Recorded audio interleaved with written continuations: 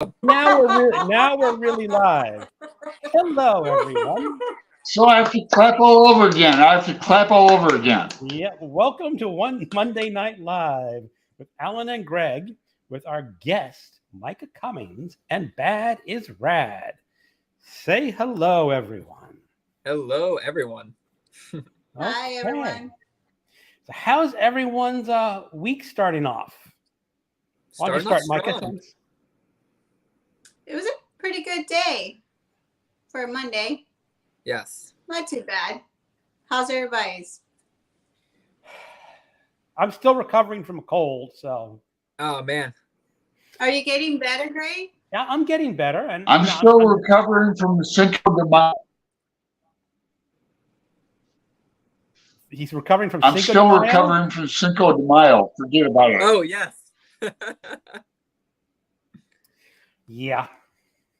I didn't do anything for Cinco de Mayo. I just went to bed early. There we go. Hey, that's You're a in pretty good recovery celebration. mode, Greg. I am. I'm just surprised I didn't get COVID on the cruise ship. I guess I took something else home from the cruise ship or the airport. Hey, but, well, thank goodness. Thank goodness for that, because Yeah, that would have been tough. That's really good. Yeah, I've managed to avoid COVID completely so far. So that's Really? You've Yes. never had it.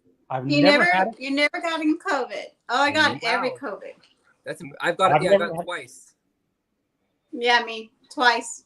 And it's no Wow. fun. I get every symptom. Really? I get sick. Yes. Oh, that's awful. When I had it, it was just like a very bad cold, but that was the extent of it. Ooh, then you have a way better immunity than I do. Oh, man. Oh man, I look like the Exorcist in the room, literally. Just Hello, puking, Williams Library. everything. Hey, William. Hey, William. And hello, Holly. Yes. Yeah, I want to, before we even start, I'm glad Holly's here. You know, it was a miscommunication. We want to support Stygian Society all the way, and we'll do it on the 29th. Yep. Nice. That's okay, Alan. It happens. And Bye, hello, Alan. hey. Okay. So, I mean, usually we start off these shows just by saying what you've been reading last week or any books that you really want to announce to people that were really good. I think I know one of yours, Micah, if I'm not mistaken. Yes, I think you do. That's the main book from last week. Do you want me to start? Yeah, just start. Okay. Start off. My main book last week, I made a video about this, is We the Drowned by Karsten Jensen. I'm not sure if it's going to show up there very well. A fantastic sort of generational saga revolving around a port city in Denmark, Marstal. And it goes from the late 1800s up through the end of World War II, sort of getting this Wow. very episodic of stories of the sailors from this Danish town, their lives sailing, and then the women and their families back home in the city. And so because it goes for so long, you get these really long generational family stories, which are really fascinating. And Go ahead. Sorry. No. I was just going to say you got on like everyone's perspective and the hardships of all that going on. Sorry, I didn't mean to. Absolutely. And it reminded me a lot of the writing was very similar to Moby Dick, I felt. Very reminiscent of Melville, which was wonderful. And because of the sort of episodic nature, it's a very long novel. It's close to 700 pages, but it reads so quickly because you get just these very short chapters sort of encompassing a single event from someone's life. So it really pulls you into the narrative. Yeah. You said 700 pages?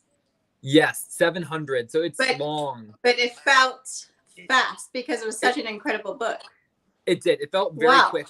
The writing was I want to read excellent. that. Did it feel like short stories or did it have a continuous narrative? It had sort of this undertone of the same narrative, the same themes essentially rolling through every story, but it did feel very much like a short story collection in a way, just because of the long timeline, there's a lot of decades that can pass between a story, and so you may read about a character, and then in the next story you're reading about that character's grandson or granddaughter or something. So it did feel sort of like short stories in nature. Yes. Now, have you ever read a James Michener book? I have not, but I have a lot of his books on my TBR. Yeah, because his are a little bit like that. Only he usually has only like 4 or 5 stories in a novel, but it's still the same thing. It's like one generation starts. Either Kent State, yes. And like the one I remember is Chesapeake, which is based on the Chesapeake Bay. You know, the first colonists, then the sons, and then the grandsons, then it ends in modern times. And oh, fascinating. Okay. So it's a whole history and the whole family, and I really like that one. And I've always been meaning to go back to more Michener one day. I need to read some of his works. I have him on my list of to be read. I don't think I've read anything by him yet, though. He does primarily sort of geographical historical fiction. Is that correct? Yes. About cities or.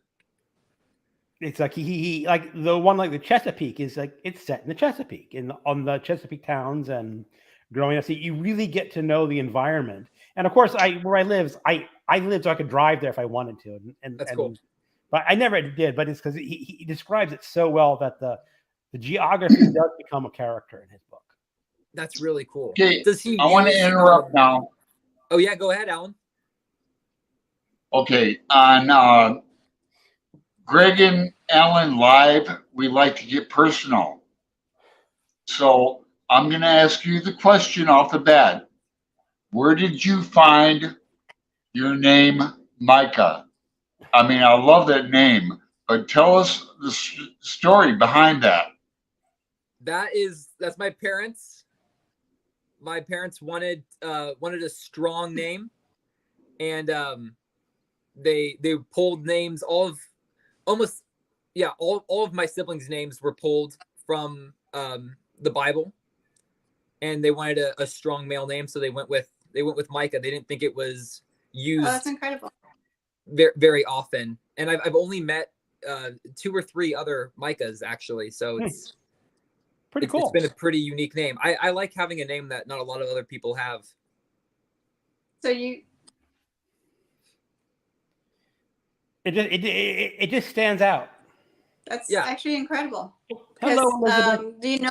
You said, yeah, it does. And you said it's like now my name Alan in Gaelic, in Irish, it means handsome. My name Alan means handsome. There we go. I think it goes with the face. It does. You live up to the name. I have a very common name. Very common. Jessica. Just plain old Jessica. So there's a lot of Jessicas. Jessica, Google, you need to Google after this. Okay, I'm going to interrupt again. Jessica, one of my favorite Allman Brothers band song is Jessica. I'll send you a boxer. Okay. Well, they could call me Jess, Jessie, Jessica.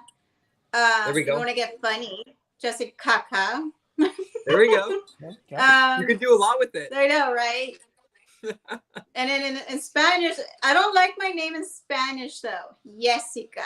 It's like, no, I'm not a Jessica. I'm a Jessica. I got you. Yeah. Okay. And anything else you've read recently, Micah, that you want to talk about? Or I'm currently reading Barchester Towers along with Steve. And just started it about 2 days ago. So I'm still sort of at the very beginning. I read The Warden for the first time just a couple months ago and absolutely loved it. So, I love The Warden. I read it in 2021 for the first time. Okay. He's just a delightful author. That's the only way to say it. I completely agree. There's nothing stressful about his book. It's just. No, even the drama is such low stakes drama. It's enjoyable to read. And the settings too, the characters, the settings, it's a very pleasant atmosphere to read in. Yes, it's just I can understand why he's so popular. Just because I just want to rest today. I'll read Anthony Trollope. Yes, and that's how I feel so far with Barchester Towers. I'm still at the very beginning, so we're still being introduced to our new cast of characters, which is something I really enjoy about his writing, is that he does these sort of long-winded introductions of every character before the real story starts. So you really get the sense of becoming acquainted with everyone. Yeah, I've read The Warden and Barchester Towers. I've read the third book in the series after that. Okay. It's Dr. Thorne or something like that. Oh, yes. It's not as good as the first two, but it's well worth reading. And for next Victober, I want to do the fourth book in the Barchester Towers series. Oh, fantastic. That's wonderful. Yeah, I'm hoping to continue on with the series. I'm sort of interspersing them with other novels since they tend to be a little bit longer than some of the other novels on my TBR. Yeah. All right, let's go through a few comments. Williams Library. I'm reading the same book from weeks before, so I'll just tell you I made a video on my thoughts about a book coming out in October from Goodreads. Nice. Okay. Oh, read by Fred. Happy Fred. Monday, Fred. We got the almighty own. Good evening. My name goes back to Ogham. It means wizard. My government name, not to YouTube. Okay. Fred, according to Google, means peaceful ruler. Maybe I was given the wrong name. You know, my name, Gregory, comes from the Greek something that means watcher. Ooh. And my last name, Montague, means mountain peak. So really my name is Watcher from the Mountain Peak. I like it. It holds up. French. Well, hello, Margaret. Thanks for showing up. Hey, Margaret. I have ended up on a different channel, but with people I still recognize. Read some Trollope, have a truffle. There we go. Margaret's here in Portland with me, so she's going through the same old shit. SOS, you know. I love my city, man. It's a good one. Every time I visit. But it has problems. How about truffle? Not like Texas bad. I mean, do you want to get into that?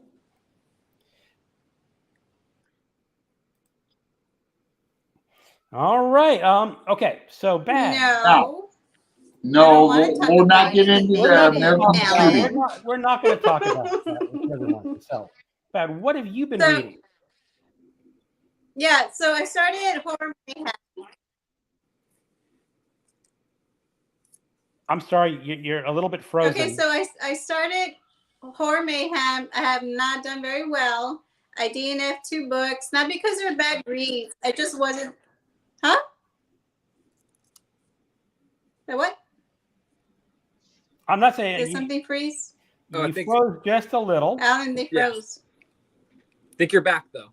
Okay, can you guys hear me? Yes. Yeah. Oh no, it's because you guys froze.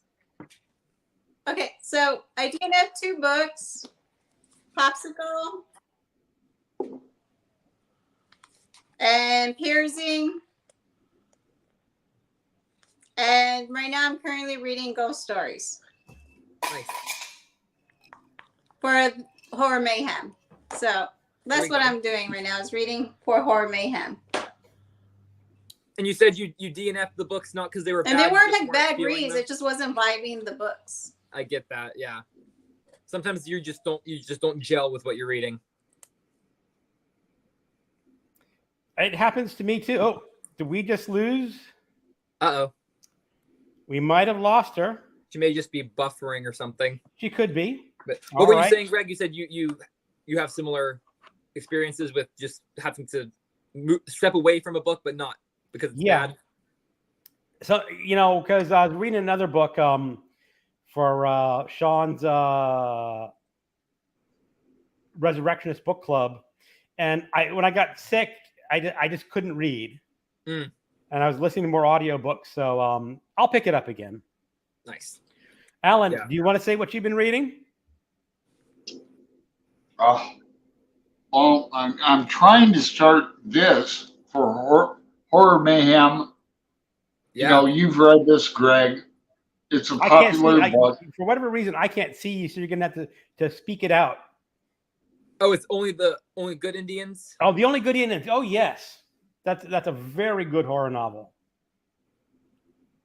I have that on my list, but I have not read it yet. Yeah, and I've got it on Audible too, and so Welcome back, Bad. Bad is back. I got disconnected, I but know. no, they weren't bad reads. This one's more of a man that has intrusive thoughts. It's pretty interesting. This one's like a horror technology, which is really, really interesting. I really did like where it's going. I just wasn't vibing at this moment. I'm going to continue it later. But Yeah. I do recommend the books, but just not at this time. I'm just going to skip to another one because I'm a mood reader, so I just wasn't in the mood for this too. But if you want like a technology horror book, this one is really neat, Popsicle. And it's only like 80. It's only 80 pages, and it's neat. Wow. Yeah. So if you want a horror read with technology, I recommend this one. It's kind of neat, kind of disturbing. Cool. Yeah. All right, Alan, you got interrupted. So anything else about The Only Good Indians? well, yeah, I want to say Bad sent me this book.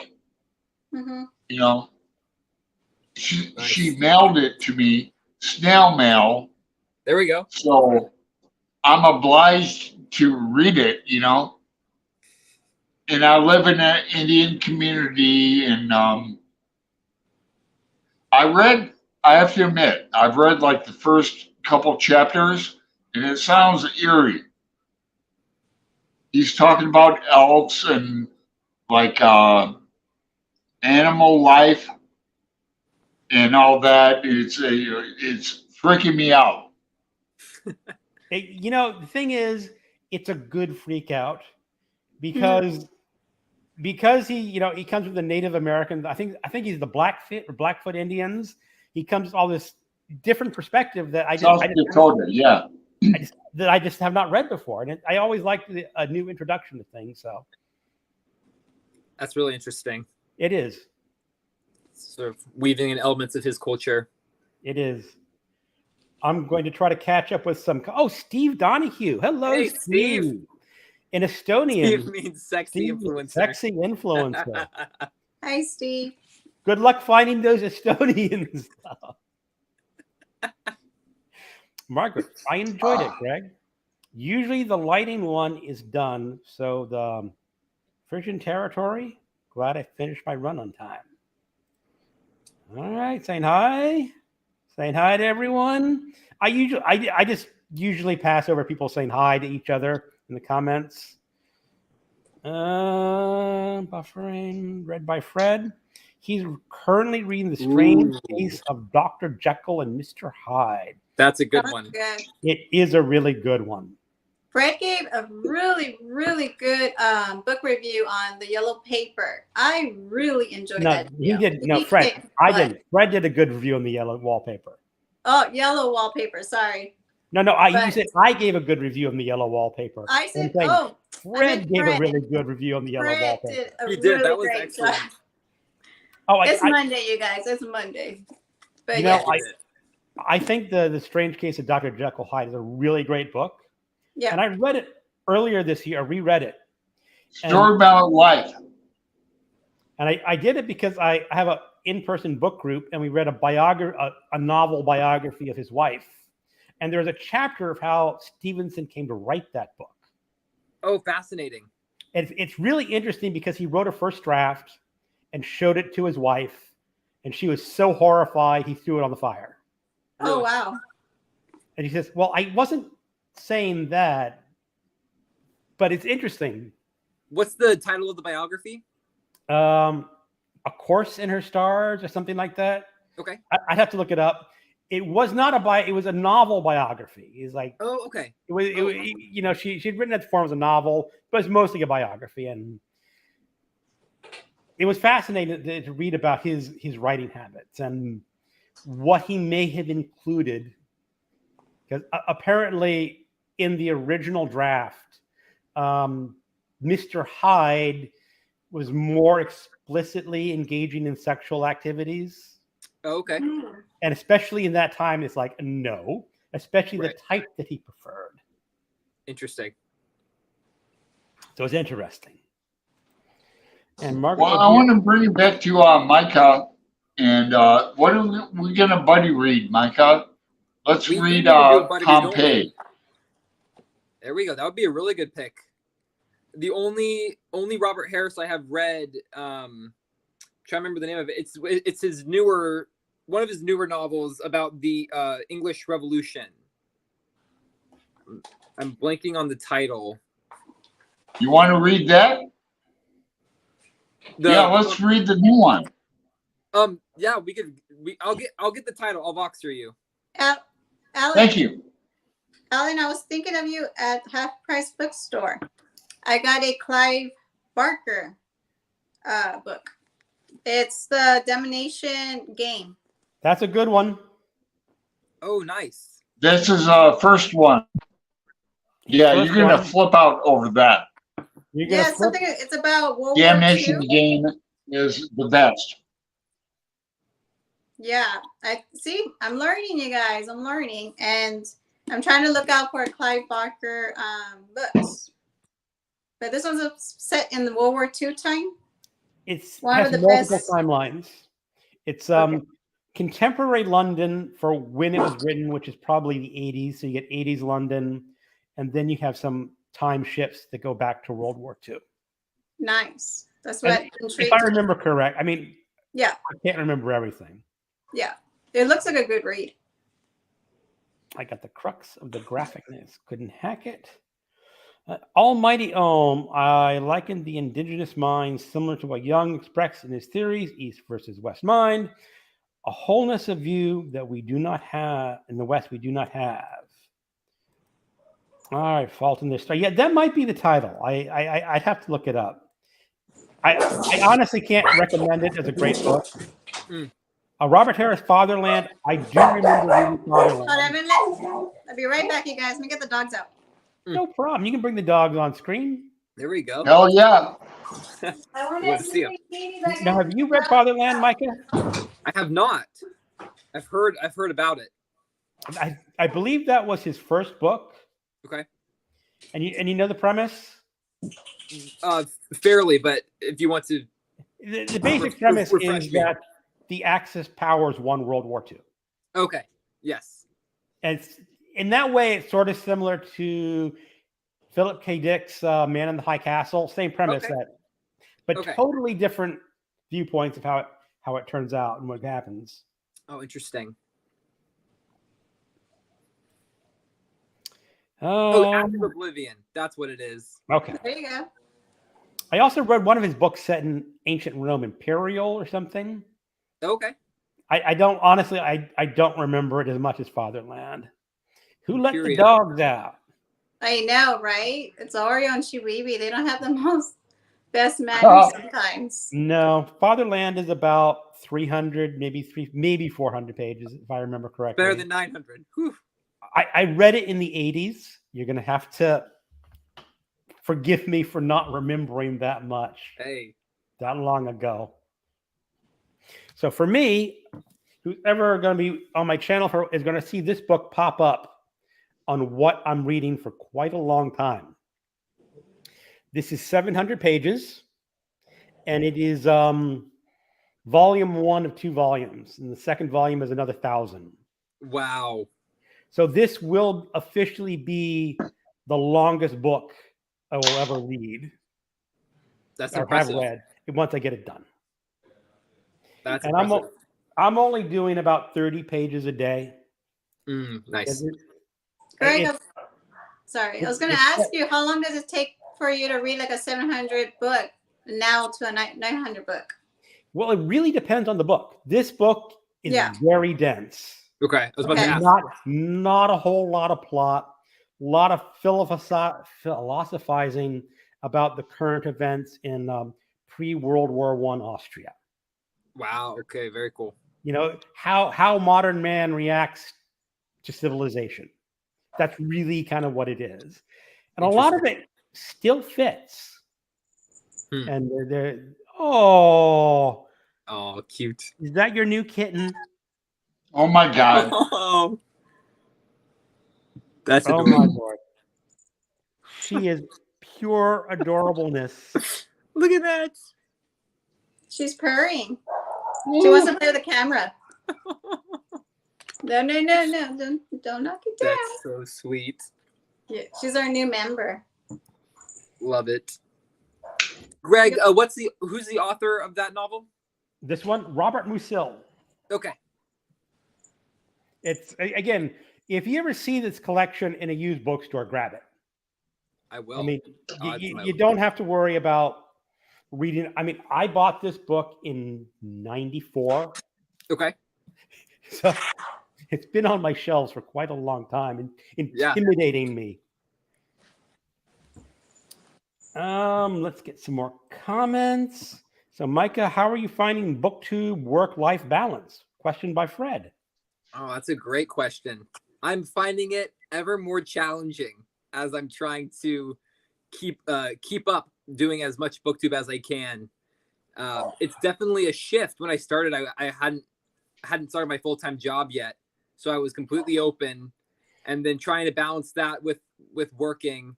It's definitely become a challenge, but I'm getting my filming ahead figured out, sort of how to bulk record some videos and then schedule them throughout the week.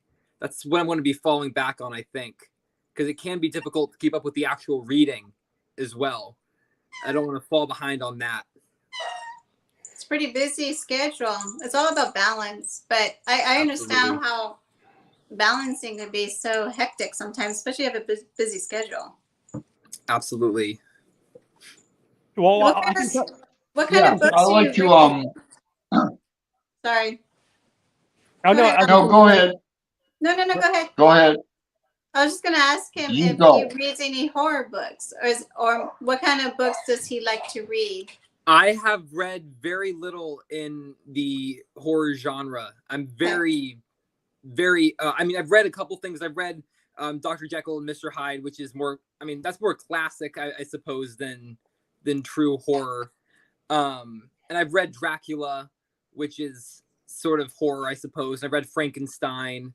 But as far as contemporary horror goes, or anything truly in the horror genre, I have not read anything. I primarily read classics, Western classics, and then a lot of historical nonfiction, a lot of biography, a lot of world history type genres. Okay, can I interrupt? Yeah, go ahead. Go ahead. What city do you live in, Micah? I live in Greenville, South Carolina. Wow. So moved here from Boston about 6 years ago. Boston, that's amazing. Greenville. You like it better than Boston? I some aspects I like better. The weather is a lot more temperate here. You can go. You have a winter that you can still go outside and do things. I miss the history, and I miss the walkability of Boston, and just sort of the energy of a city.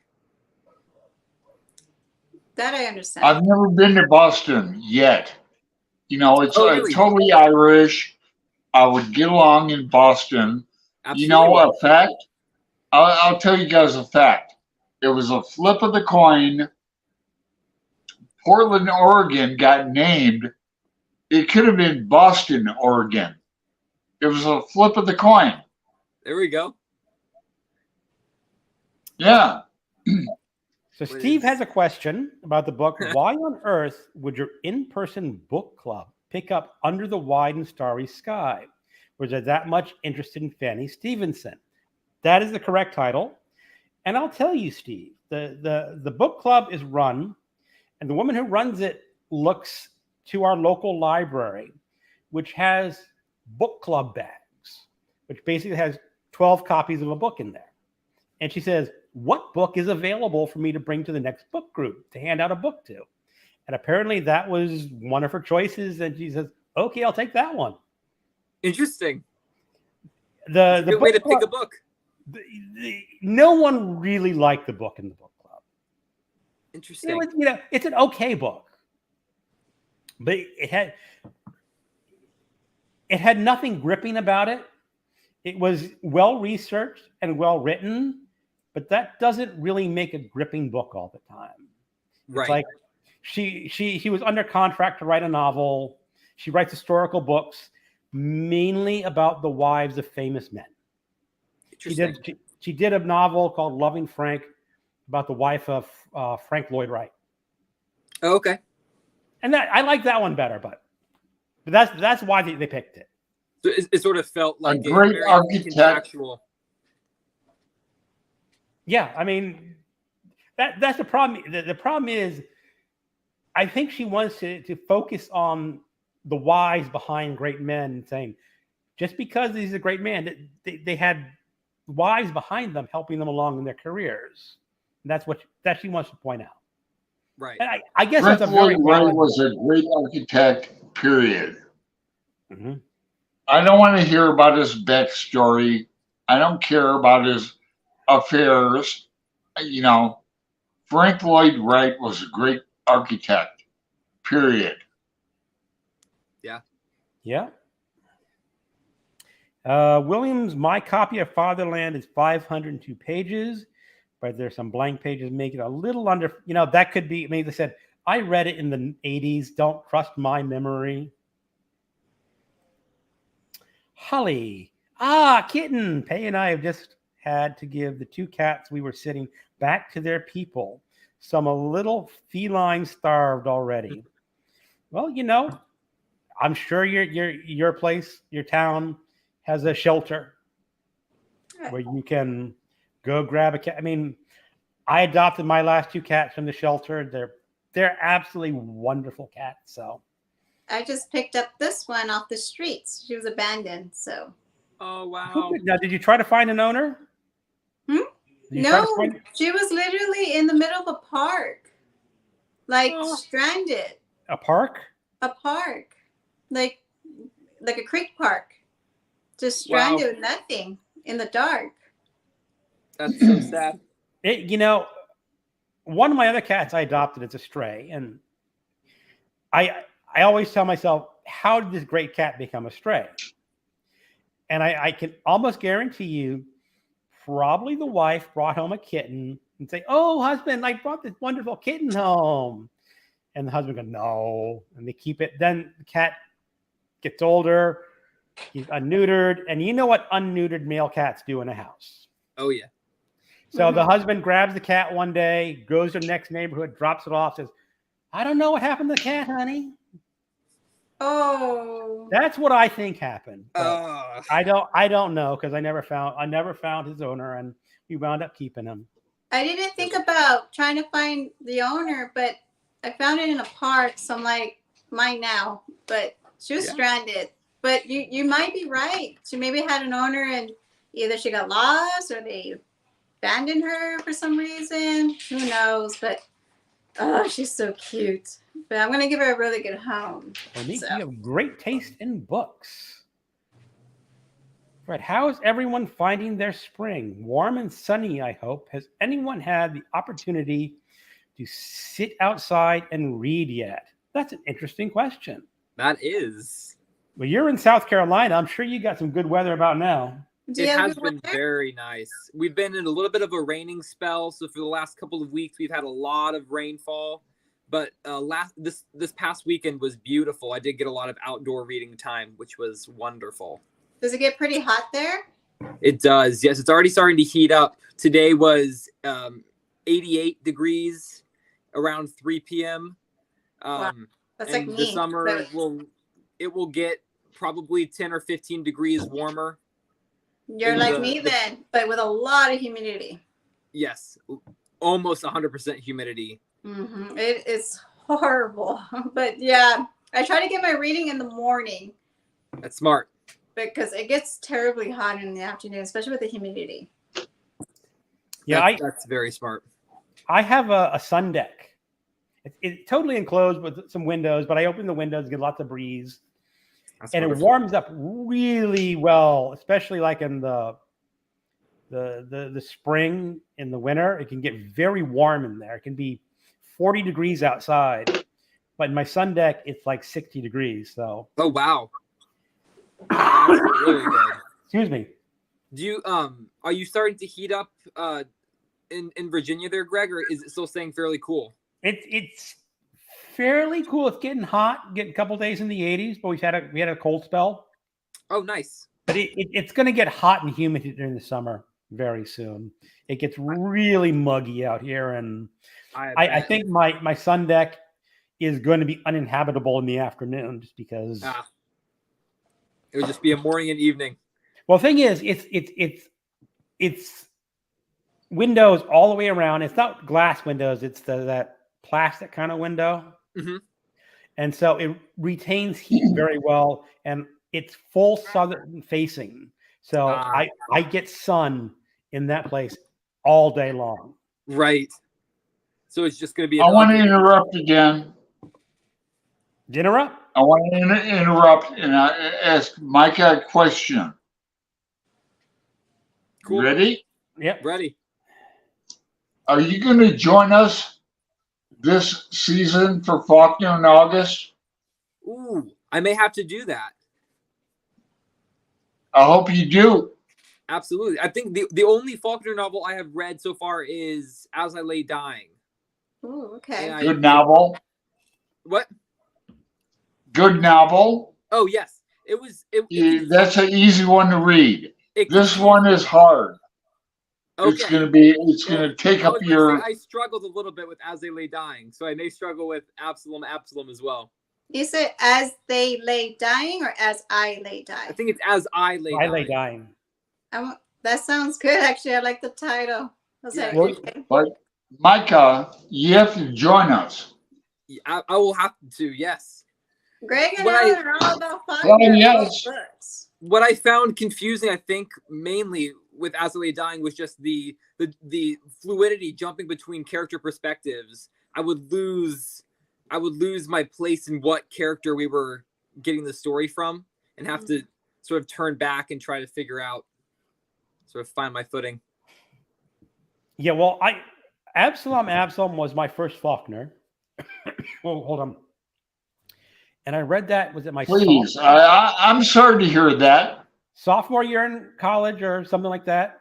And I absolutely fell in love with it. It was just like, there's one part in the book.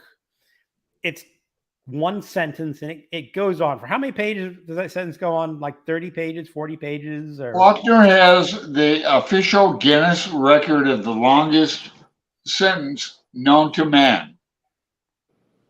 And I just like, I was sitting there, like, I should go to bed. I got to finish this sentence. Wow. I loved it. It was just amazing. Well, it's what I hate about it. I've read it like 3 times. What I hate about it is he tells and doesn't show. You know, as a writer, you want to show, don't tell. Faulkner, he likes to go on a bit. Interesting. What part of the day do you find reading most pleasurable? Night, morning, afternoon, alone time? I like the twilight. Twilight, nice. Twilight. That's a good one. I like the early morning. Early morning. I'm naturally a morning person, so I find I'm the most focused between maybe 5 and 7 a.m. 5. Yeah, Micah's a morning person. I am indeed. You're an early bird. So you read before you go to work? I do, yes. I try to get about an hour if I can before work. Sometimes it's more like half an hour, but I try to get at least one sitting down. Is this something that you've always read as a kid, or did you just perhaps start reading now? I really started reading seriously about 3 years ago. I didn't read at all really until I was about 14 or 15, and then not seriously until I was about 18. Okay. And so it's really a new addition for me. Okay. Mine was early teens. Then I stopped. Life began, got busy. Then I lost track of reading. And now that I joined BookTube up into this year, then I started to catch up. So That's I'm really fantastic. behind, but I'm catching up. But yes, reading has always been something I always loved, but it's more focused now. So, Right. Yeah. Oh, that's fantastic. What about you, Greg? Have you always been a reader? Yes, you have. I started reading in 6th grade. Okay. What happened was I can beat you. I beat you on that. Okay, Alan. Go ahead, Greg. You can beat me after I tell the story. What happened is in my basement, I discovered a stack of books by H.P. Lovecraft. It belonged either to my father or my brother. Fantastic. And and they had reading time in 6th grade. We were supposed to read books. And so I brought in my Lovecraft. He was a little too difficult for me to read, but I forced myself to read it because I was really fascinated. And the teacher was kind of like, "Sure you want to read that? Sure you want to read that?" I go, "Yeah, I want to read this." And then I started reading H.P. Lovecraft, and then I read a few other science fiction books, and the teacher is kind of looking, "Why do you want to read that?" and she, at one time, she took a book out of the library and handed it to me. She goes, "Why don't you read this?" Oh my gosh. Wow. And it was more age appropriate. Yeah. It was, I don't remember the title. It would have been in the 70s, and the book was old. So I'm guessing the book is from the 40s or the 50s. And it was about a little boy on a Wagons West adventure, all people going east out west. And there are all these bad Indians attacking them, which, of course, nowadays would not fly. But Nope. And, of course, the wagon train gets in trouble. And who saves the day? Saves everyone but the little boy. Yes. Right. That's too cute. That's too funny. And I'm like, okay, you have a little boy saving a wagon train, or you have monsters. I'm sticking with monsters. Absolutely. Well, that's a really good story, though. And that's how I got started reading. That's fantastic. And I've never looked back. You remind me of the song from Pink Floyd, Teachers Leave Them Kids Alone, but let them read. Yeah, absolutely right. I mean, she just, a teacher, whatever the kid's reading, that's fine. Let's do some comments. Holly, my last cat I had for a decade passed a couple years ago, and I still haven't got over his passing. Oh. So we do boarding, fostering to keep that energy around without the full commitment yet.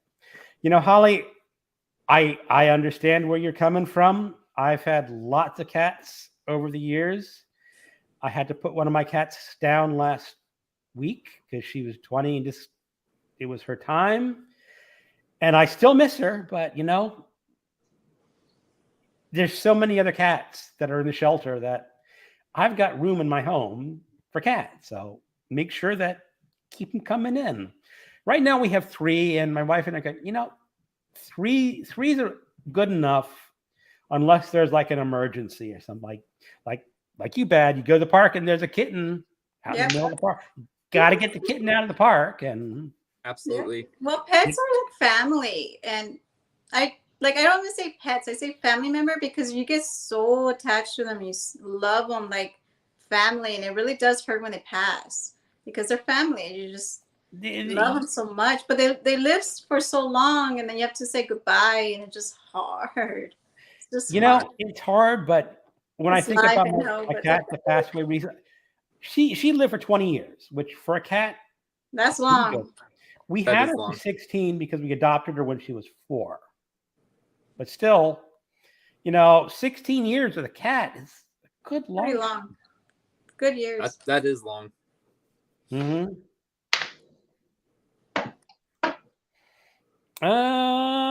Doing a hijack. Adopt, don't shop. Yeah, Holly, I totally agree. I get some reading and writing outdoors over the weekend when the weather's so nice. Yep. Shannon, wow, that's one rambling sentence I'm reading as I lay dying for August. Wonderful. Monique, hello, Monique. I'm sorry. You've probably been here and gone for 20 minutes maybe, but hello. Same, took a long hiatus. I started college.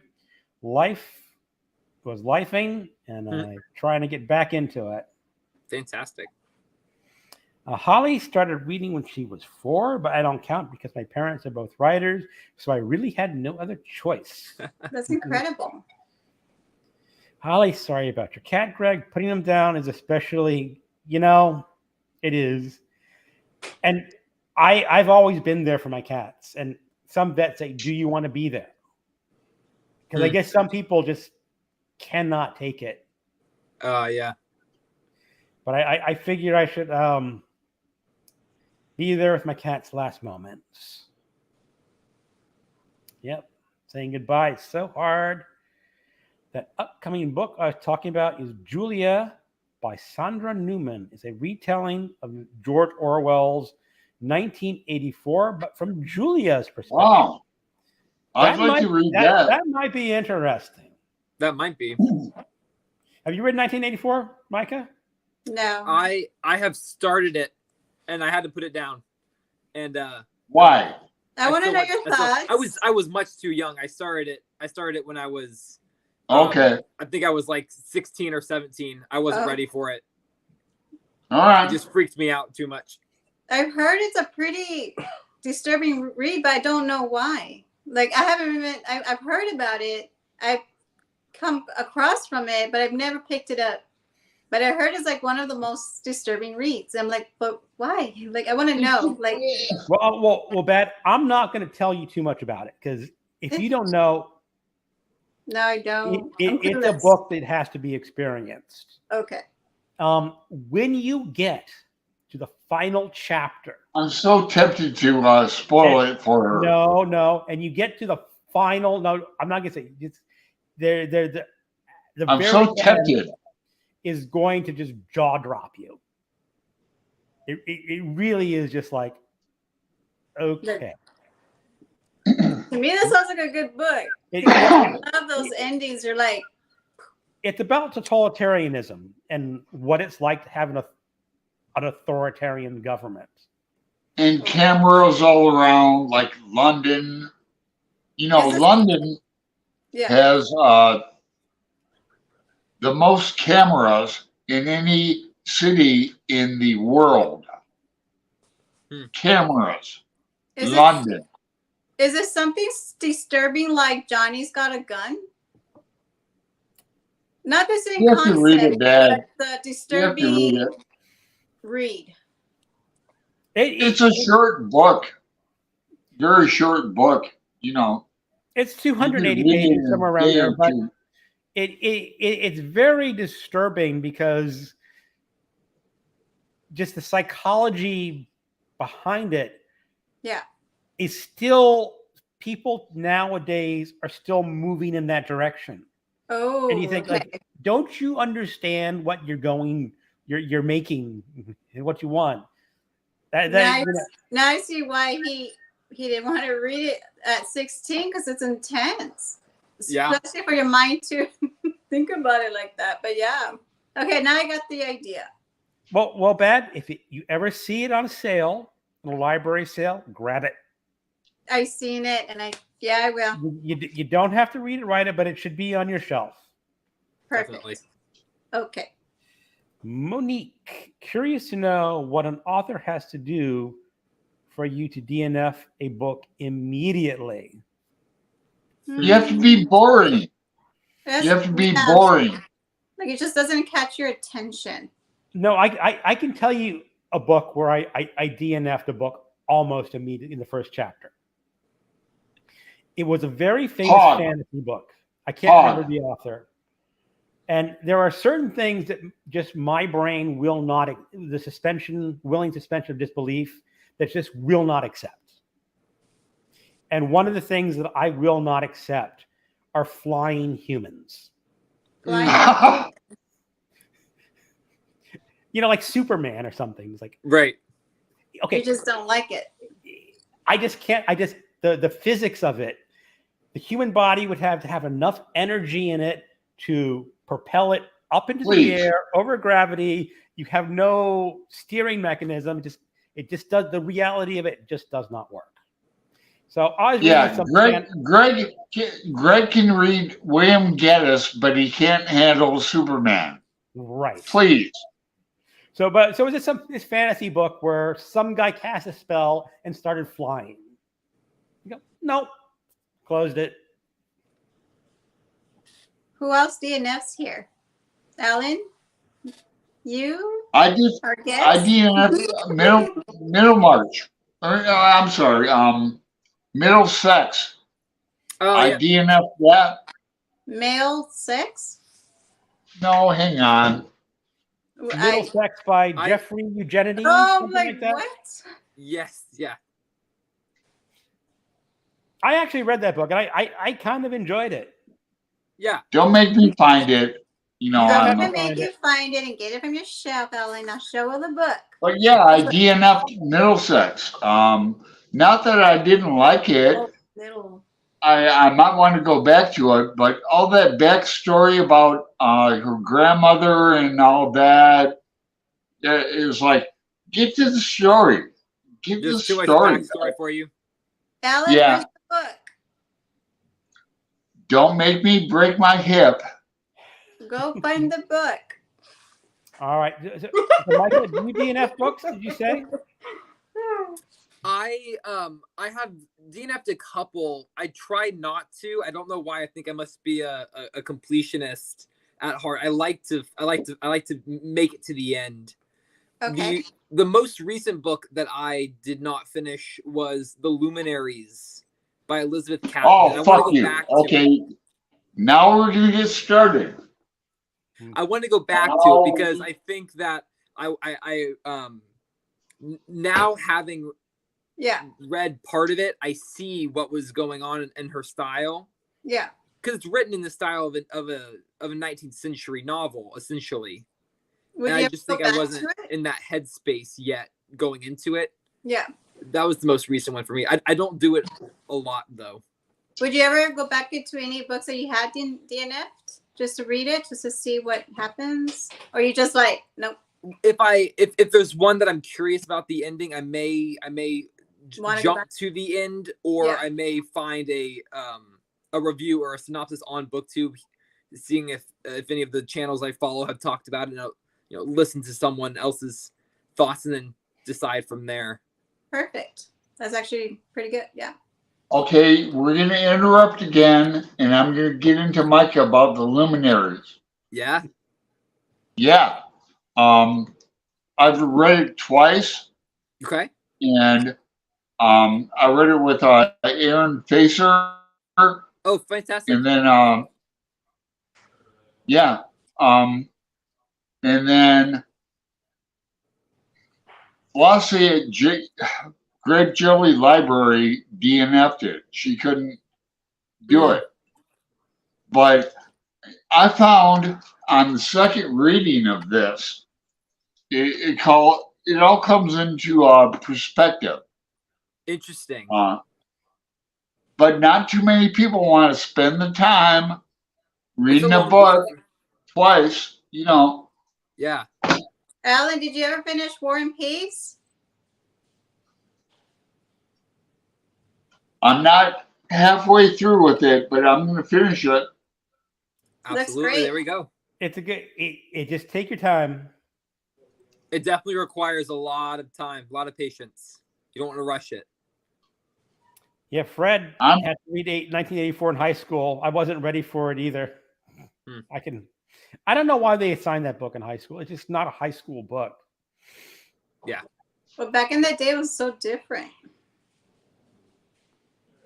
Audible has a free version of 1984. Ooh, okay. Holly, Superman isn't human, though. Well, the thing is, he would still have to have an energy source inside his body to propel him through the air. And let's just not go on the lack of science there. I don't want to argue with you, Greg, but I'm a Batman and Superman fan. Well, I think there's a comment coming from Al is like, and someone else is that people who It's grew all up right. reading comics, flying humans are nothing to them. Oh yeah, everyone can fly. And it's like, what? Batman can't fly? Why can't Batman fly? Just make him fly, you know? It's just the whole genre is like, it's an acceptable thing in the comic world for people to fly. So if I edit a Batman video can and I fly. make myself fly, Batman would can you fly. watch me? Please. Great. But If I make a video and I edit and I make myself a super flying person, would you not watch my video? I would watch your video because it's just a video, but you're not having to believe it in a story because Oh. they had when I was growing up on the local TV channel. This is way before cable or any. This is all rabbit ear TV.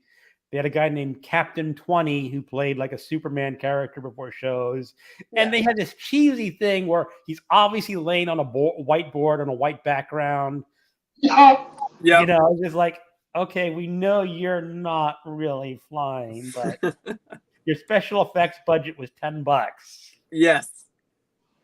Yeah. I remember that too, out of Detroit. Yeah, I'm sure they hired every local channel hired the same type of guy to do those shows. Middlesex is fat. Yeah, Shannon, I agree. Yep, there's Al. Comic books led to fantasy. Sword and sorcery. Looking for those books led to reading to others. Alan has 2 poems in it. There's context for my post. Yeah, Alan. Oh, Peter the Book Lover. Hello, Peter. I hope you're still here. It takes us a while to get to comments. Almighty. Mortimer Allen Aldler said, you haven't read a book until you read it twice. Interesting. I always like to reread some books. Some books I read every few years. You always find something interesting and new. Greg, have you read Dead Inside?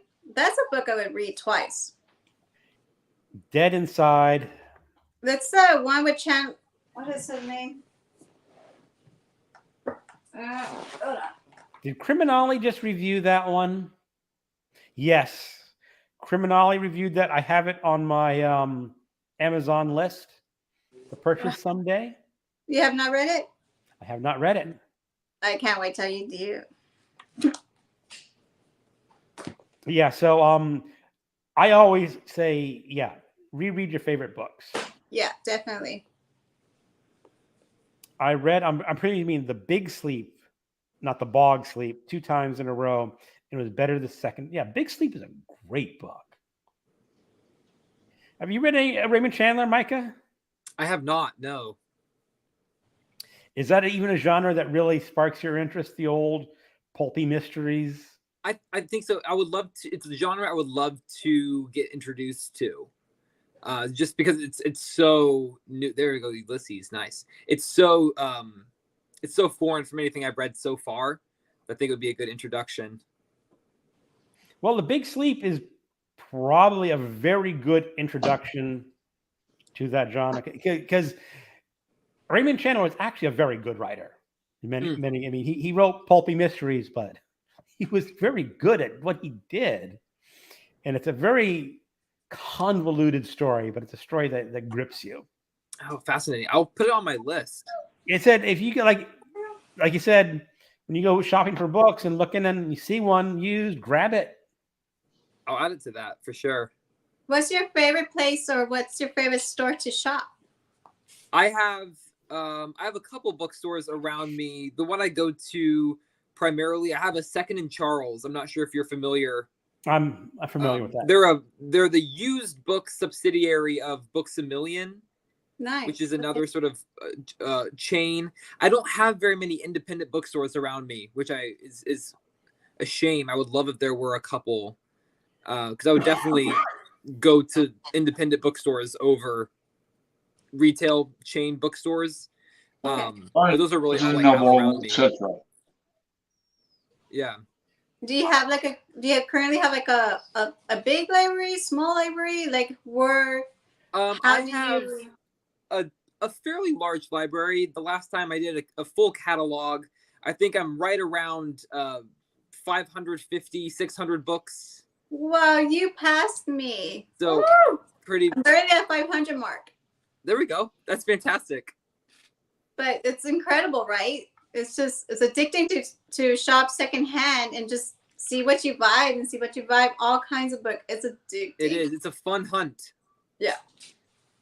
Yeah, I'm sort of in the same boat as Micah. Where I am, there's not a lot of independent bookstores. Okay. I have one Barnes and Noble, and it's Barnes and Noble is Barnes and Noble. They're going to carry the popular books for not a very deep selection. Right. And we have one used bookstore nearby. It's kind of small. They don't have a lot of turnover, but it's you're never going to come out with a stack of books. Now, Second and Charles, we do have 2 Second and Charleses, but each one takes about an hour to drive to. Oh wow! So it's like that's a haul. It's a haul. I mean, but sometimes you can go to Second and Charles, and sometimes you find nothing. Yeah. And sometimes you come out with a stack. Absolutely agree. That's true. I mean, I've only found two Stephen King in the secondhand library donation store, and it's a hit and miss. You never know. You might get lucky, you might not. But I'd like to interrupt again. Okay. I live in Portland, Oregon. You have the best there's bookstore. A bookstore called Powell's, and amazing. Love Powell's. Alan, you're so lucky. There's so many booktubers out there on YouTube that shows off Powell's. I mean, it's an incredible store. It's an incredible city. It is. Portland's beautiful. Portland's weird, like Austin. We stole that from Austin. You know that, don't you? Yes, you shared it to me. I've seen the sign that you shared. That's pretty cool. So, Fred, Micah, what did you read when you were younger? Any sci-fi, fantasy, YA? What made you move more towards nonfiction and classics? Interesting. So actually, I started one of the first books that I remember wanting to read and reading was David McCullough's 1776. It was on my family shelf. My dad is a big history buff. He was a history major in college. And this is when we were living in Boston, and we had just spent the day walking the Freedom Trail in Boston, passing some, incredible historic sites. And so I was interested in history right away. And I remember reading that book and not really processing any of the information that I was reading because I was young, but the excitement of reading history, of sort of being able to completely dump yourself into the past. So I didn't really start with anything that led me into history. I really started with history. And then my mom was an English major and an English teacher. And so every night when we were younger, she would read aloud to us. And oftentimes those were classics that she would read to us. So I had that starting from a very young age as well. So I really have stayed in the same reading path that I started in, at least so far. That's a beautiful story. Yeah. My dad is also a book reader. Well, was. Now he's a videographer and photographer. Oh, fantastic. And he's the one that got me into the Dean Koontz books. Yes. So I've been trying to collect all the Dean Koontz books. But he used to read Star Trek, Dean Koontz, everything. So that's yeah, really cool. I see what you. But have I read Dean Koontz yet? No, I collected a lot, but not. There we go. Not yet. That's fantastic. You have time. Yeah. Yeah, I love Micah talking about David McCullough. I've read most of his stuff. I read 1776. I read John Adams. Yes. I think I read some more too. He's my favorite. He's fantastic. Yeah, I read John Adams by him. It was really good. The letters between Abigail. Okay. Now we're going to start talking about presidents. I've read the letters between Abigail and John, and they're so lovely. You know, I mean, opposed to Joyce's letters to Nora. I mean, that's another book. Yeah. So as I actually got talking about that, Micah, is that you probably know I'm trying to read a biography about every president of the United States. Oh, fantastic. I've read a whole bunch before, but I decided I'm going to start again with Washington and start working my way up through all the presidents. And I've gotten through Madison, and this month I might get to Monroe. But the whole idea is like I want to learn about American history, the big picture of American history, because you're not going to get the little detail in a presidential biography. But right, I remember you project. I thought you were reading a lot of presidential biographies too. Yes, I'm not doing it in order. I would like to go back and sort of start going in order. I have about a shelf worth of presidential biographies. I've read Washington up through to Lincoln, sort of in order. And then after that, it's been a little bit spotty. I've read an FDR, Truman, Kennedy, and then Kennedy, yeah. George H.W. Bush, one of John Meacham's biographies. And I think that's the most up-to-date president that I've read. Yeah. Oh, I've read a Reagan biography. That's probably. Yeah. I know that I'm getting to the point where there's going to be the biography is going to get a little thinner and sketchier. Right. Who is the one that there's like nothing that I can find so far? He's like after Madison? No. After Monroe, there is who's after Monroe? Hamilton? No, Hamilton was never president.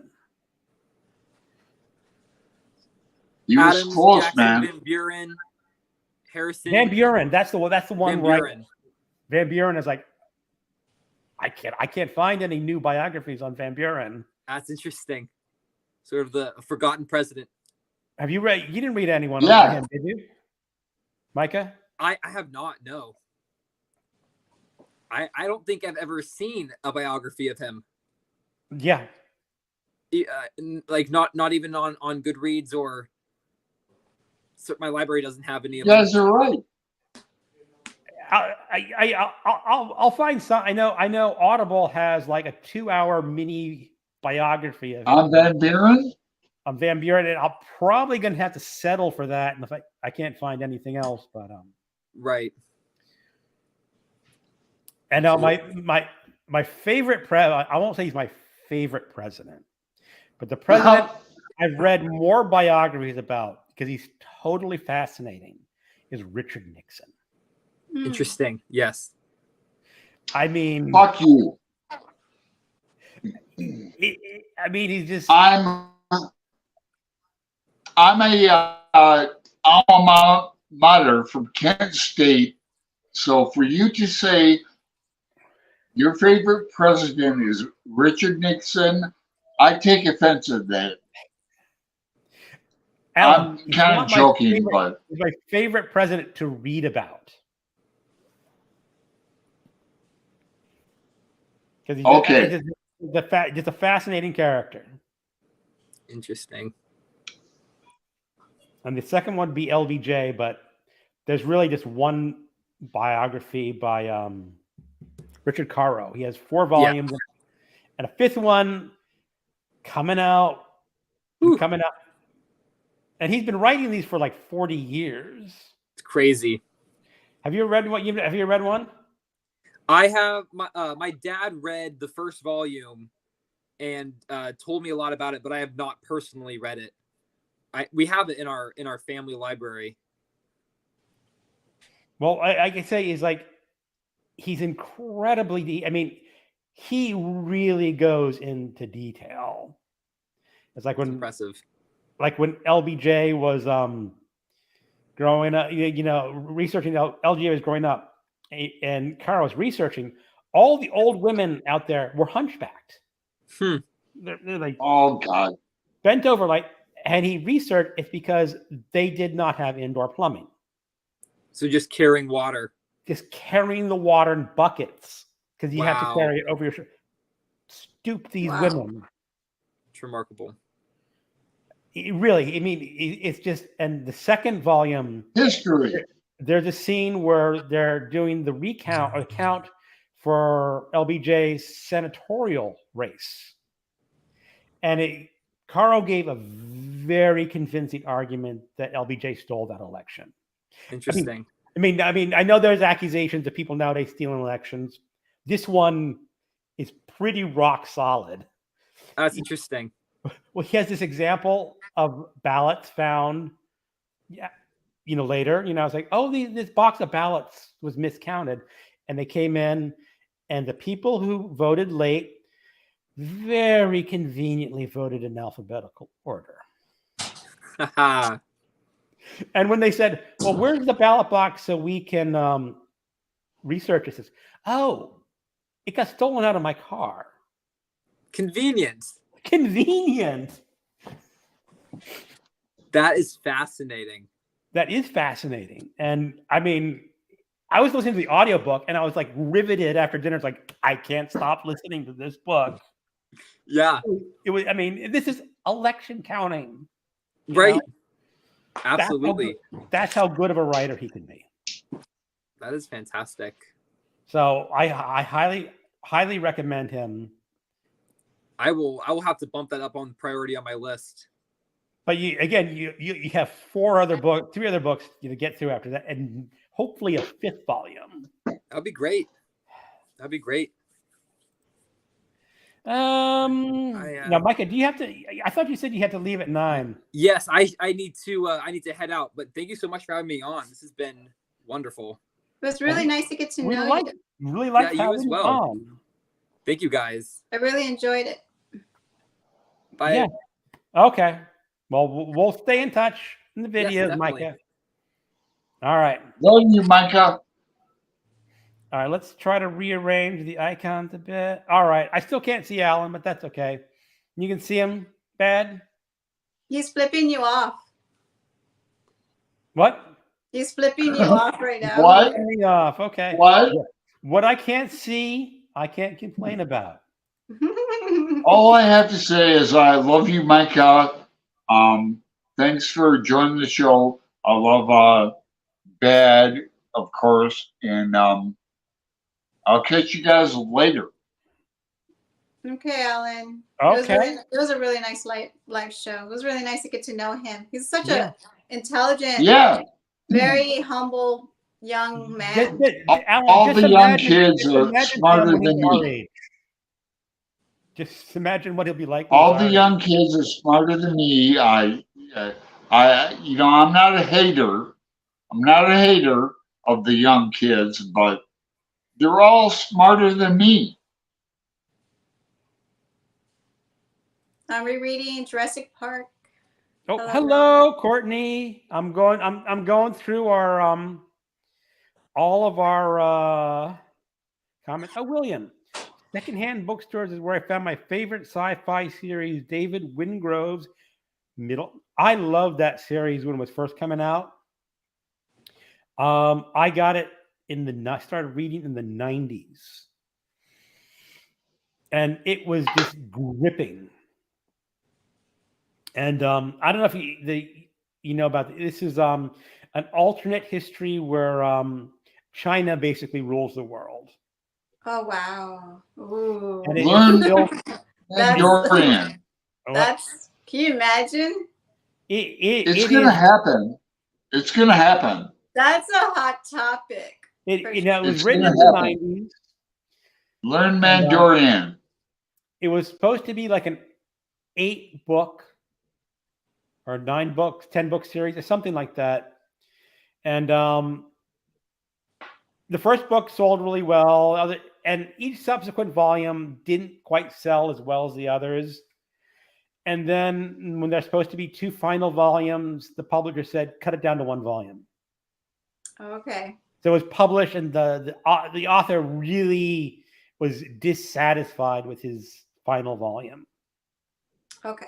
And it went out of print. And then he started republishing them on Kindle, self-publishing, and rewriting them. And I've still never finished the whole series, but he's not a very good marketer. He was selling his 30-year-old books at full price Wow. on Kindle. And what he did is he divided each book that he published into 2. Okay. So originally he wrote like a 600-page book, sold it as 2 300-page books. And I'm going, you're just milking this for money. Mm. And if he had sold them for like $5 each, I would have bought them all again for the revisions. But Sometimes it's always about money, huh? yeah. And it's beautiful, says Courtney. Red says, Peter, that's great. I've been meaning to pick it up. Courtney's always late. She has to work at night, and Yeah, I said that. I thought she had a night job, or is it a night job, or yeah, she works. So she's late.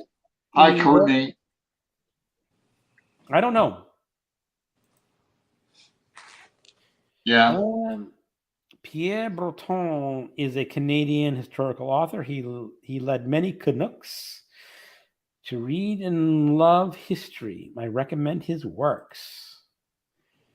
Steven Spielberg did a great job changing things to make the movie great. I guess they're talking about Jurassic Park. Like Steven Spielberg. I like his movies. Al, I'm Irish, but I grew up in a French community. I had an accent, so I dived into English lit to get sounding right. Well, Gareth, hello. Hi, guys. I'm still up at 2 a.m. How are you doing? Nice to see you. Hi, Gareth. 2 a.m. is mighty late to be up. It's 2 o'clock over there. Oh, yeah, it is 6 hours. Especially if he has a family. Does Gareth have a wife and kids? Mm-hmm. Yes. I think he does. Yeah, Gareth. Yes, he does. He's got a wife and a chain. He's got kids. Yeah. He's up at 2 a.m. I'm like, wow. Yeah, I have to worry sometimes when my these shows go long. My wife goes to bed before I finish. I would like to go to bed early, but my husband likes to stay up late watching cartoons. So when he watches cartoons, I read, but he loves to stay up until 1, and he works. I'm like, oh no, I would like to go to work early. Huh? Does he go to work early? He goes to work early too. He gets up at 6:30 and works all the way until 5. And I'm the one that doesn't work, but I can't hang. I go to bed. And then you make the enchiladas. It's because I'm Mexican, huh, Alan? Yeah. I'm prejudiced. One of these days. You make the enchiladas or the tacos or your specialty. I'll even make you a margarita. I'll make you a whole bunch of Mexican food. End of my margarita. All right. But yeah, I mean, Dad has to take care of her husband. Well, my husband is chubby. I know. But we He has to lose some weight. So, but you're looking after him. Yeah, definitely. Yeah. I make his lunches. I stay next to him when he watches his cartoons. And then I read. I'm a good wifey. That's a good wife. Yes.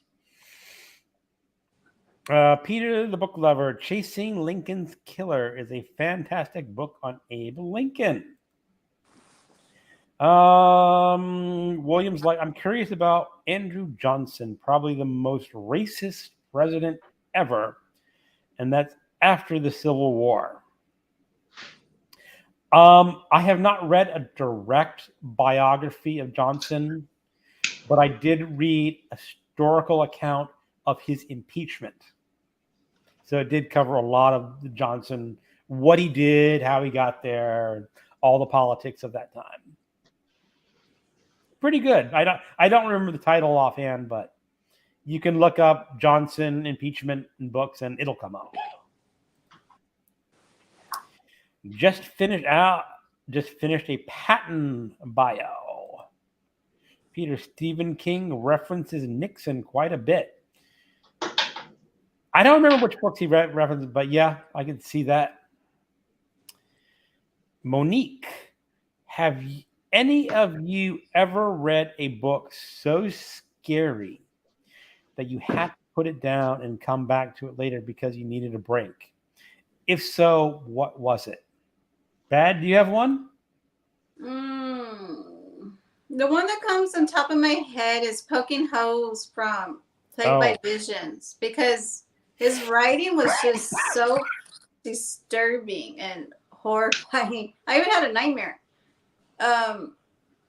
That's some serious horror. I've read the first half of those stories there was some month we were doing horror. It's really graphic. Yeah, some of them are really graphic, and he's a good author, and I want to finish that someday. So that's the one I couldn't finish because it was how graphic, horrific it was. So I would say that book, but like my books behind here, no, not necessarily, not yet.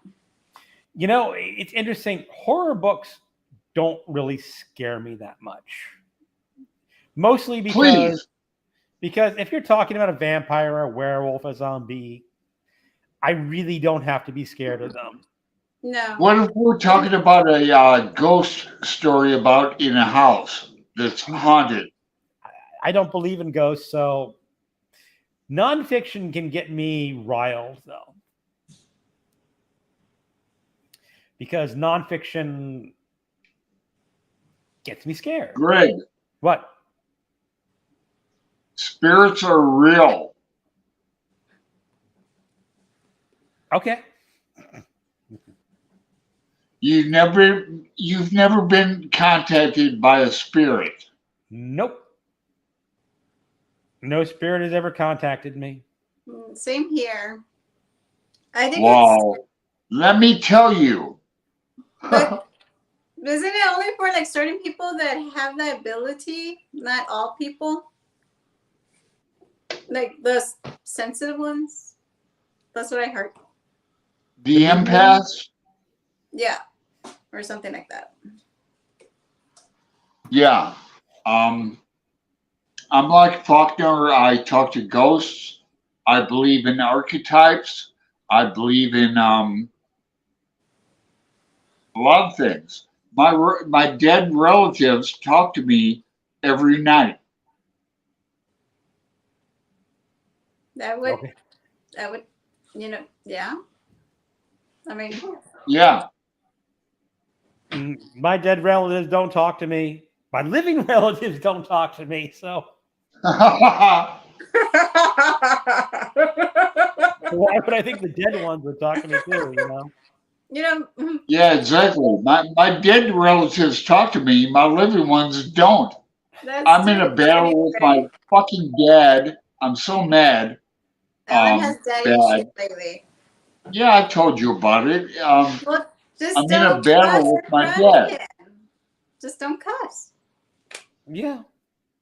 What you can do is do the Norman Mailer thing and say fug. F-U-G. I'm not going to use that language anymore. I'm going to make a booktube promise right now.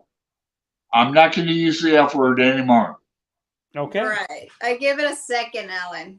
Yeah, I'm gonna. You want to make so bad? Let's take a bet. I think I saw your little finger like 6 times right now in this whole live show. I can control my mouth. No, you can't. Sometimes I can. I predict But, within 7 days there will be an F word in one of Alan's videos. You said 7 days. I say 7 minutes. 7 minutes. But I mean it with I love, can Alan. control my mouth. Okay, that's a bet. That's a bet right now. You're gonna lose. Okay, it's a Yeah, bet. you think? No, no, I don't. I ain't gonna lose. I'm a betting man, Dad. I don't know, Alan. I don't know. I'm a betting man. You know, Yeah, I can win this bet. 7 minutes. I think I can.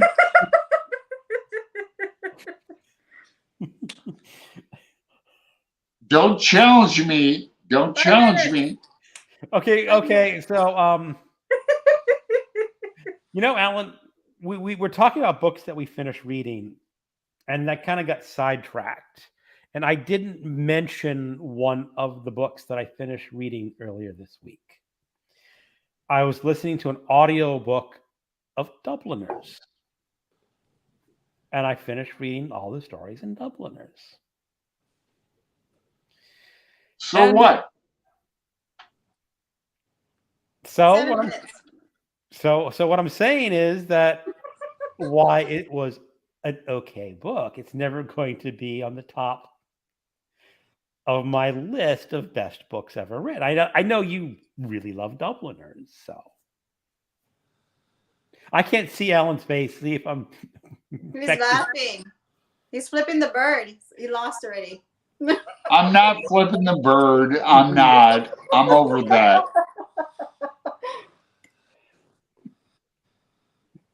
James Oh, well. Joyce. So, I was Wait, trying to you goad really him into can't saying see something. him?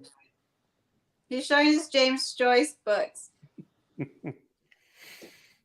But you probably already know what he's doing, even though you can't see him.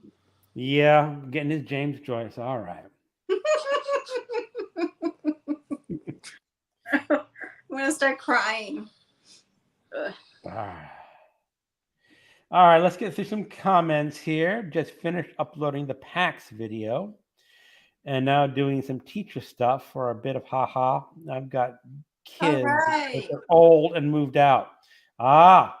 He's an Garrett, empty when is that nester. going up? Okay. So you only got the wife asleep in the house to worry about. Gareth, I'm hopefully getting to poking holes soon. No spirit ever contacted me either. Was it something I said? Ha ha. I don't know. Inside Out. now Gareth is going to do a There's big one- thing about pets. Did you submit your video, Ellen? I did, and it's going to be the shortest one of them all. It's like 7 seconds long, No F-bombs. but it's going to be a great one. I'm just glad to be a part of it. No, it is. It's a very special video. And I thank you, Alan, because you were thinking of me. Because you made sure I was participating in it.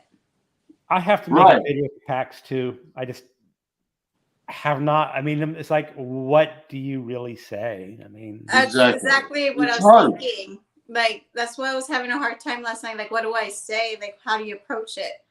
So I just kind of just commented on her being, and then telling her how much of a great friend she's been, and etc.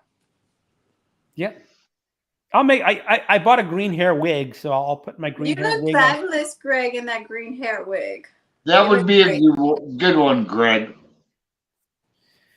Yeah. All I can say is my dad is a cancer thriver. He had prostate cancer, okay? And he went through that. It's been about 20 years now. My dad could kick my ass in golf and in tennis. I mean, he's a thriver. Yeah. Fuck cancer. Well, you guys want to hear? Bad wins. Woo! What do I win? You lost, Ellen. Oh, 7 what? minutes. Oh, I said the F word. Lost. Oh, I did. I said the F word. Oh my God. I've got to control my mouth. We have to work on this.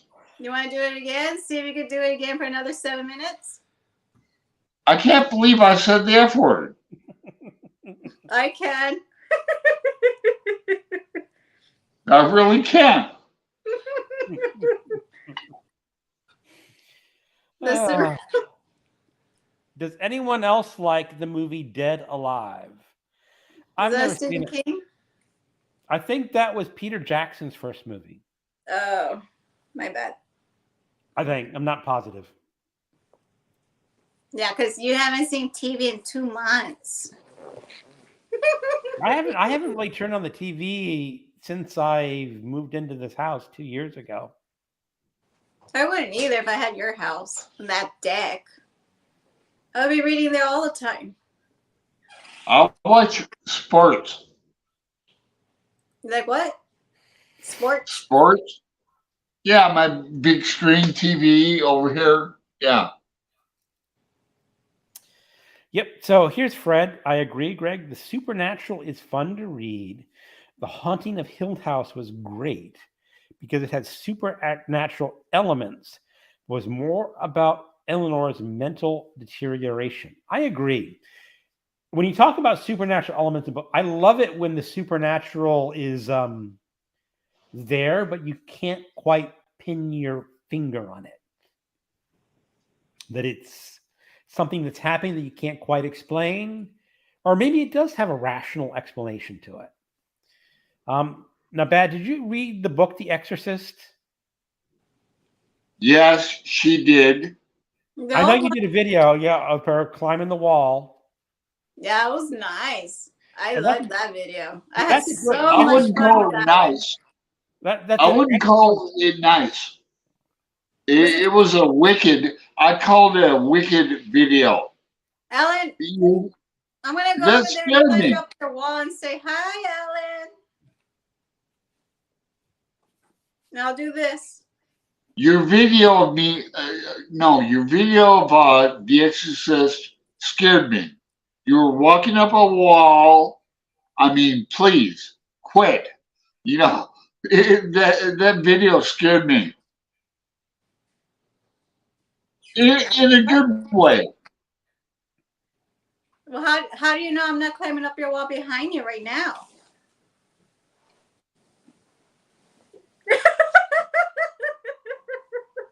There you look.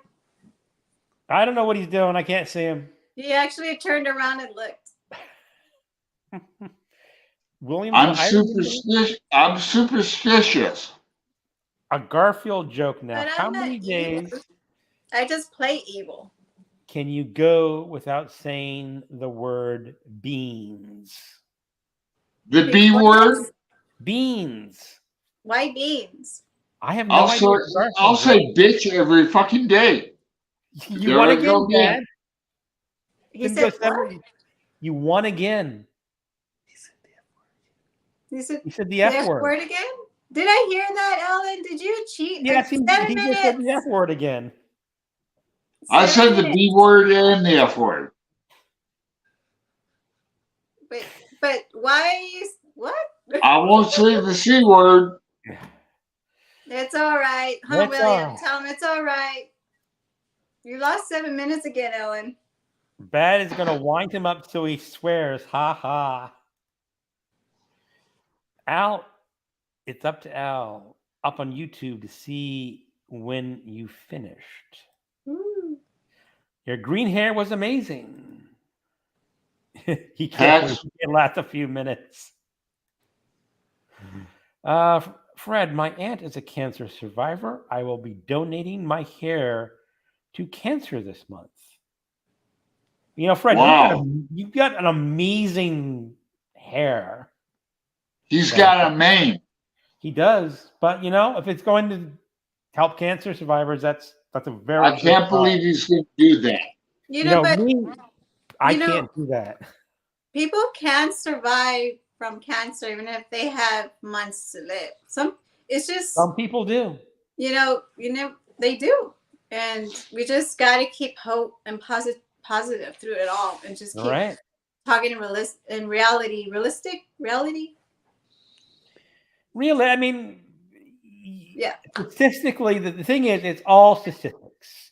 You have 100 people, and you say 95 will live 3 months, and 5 will live longer than that. You can kind of hope that she makes it into that top 5 or whatever her statistics are, because I don't know.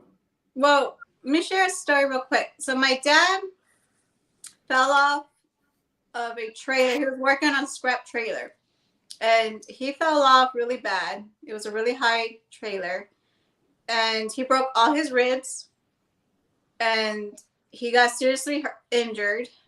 And this is where I think angels come in place. And this is where I go with Alan. I know he's going to love this story. If it wasn't for his fall, they would never have caught his pancreatic cancer that was developing. He would have been dead by now. So because of that fall, they caught it early. And they said he's lucky. They had to remove parts, like some things, but they did remove the tumor, and he didn't catch the cancer. So yeah, he broke his ribs.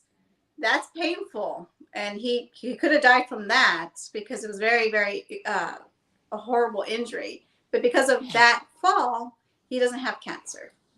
So, not to be all spiritual or anything like that, but I'm just saying, like, miracles do happen, or sometimes things happen, and then you get a second chance. Yeah. Because if it wasn't for that fall, even the doctors up until this day said if it wasn't for that fall, he would have been dead. Because they would have never caught him. Dad, right. Dad, that's the story of the king who had a son who went to war and broke his leg and all that. We don't know what is good and bad in this life. Google's story, stupid story, man. It's about the king, da. All right? But we don't know what, in my life, F me. I don't know what's good and bad. No, you're good, Alan. You're doing really good. And there is good and there's bad. But we also got to focus on the good. Of course. And you didn't say the F word. See, that's good. You said effing. Yeah, I'm doing pretty good. He's 1 for 3. Or 1 for 2. Or whatever. You got to give him some credit, Greg. Give him some credit. Yeah. I mean, seriously, do I say the F word too much? Tell me. I do, but I don't think I do. Alone, but do you really want me to answer that? Yes. I think you say it a lot. It doesn't bother me. It doesn't bother. The thing is, for me, it's just noise. It's just the way he punctuates his sentences. He has to put the F word. Exactly. Well, me and my dad's pissed. My dad's pissed. Huh? Oh. He's making a big deal about the F word. And he's a firefighter. Not in front of him. Say it again. Say funny things. Say funny things of cussing in front of him. Say crackers. Boogers. He's a firefighter, for God's sake. Fart. He's heard the F word a few times. And he's mad. He's mad at me about my language. Then just don't cuss. Neither of you have read the book The Naked and the Dead by Norman Mailer, have you? Norman Mailer. Naked and the what? Naked and the Dead. It's a World War II novel. And when he wrote it, he wrote the book with the F word spelled out all over the place. The way soldiers really talked. And they could only publish it when he changed the F word to the word fug, F-U-G. Okay. They go, you fucking idiot. The Naked and the Dead, Norman Mailer. I think That's was it another book you have to read, Bad. Ellen, see, replace F-U-C-K with F-U-G. Fog. No, I'm not going to do that. Bug. I'm not going to do that. Bug.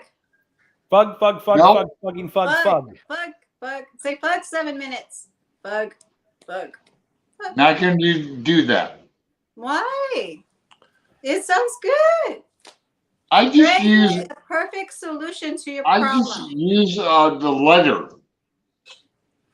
I do a big F and well, you know it. I do effing, apostrophe ing. You can also Like, use the Hemingway one.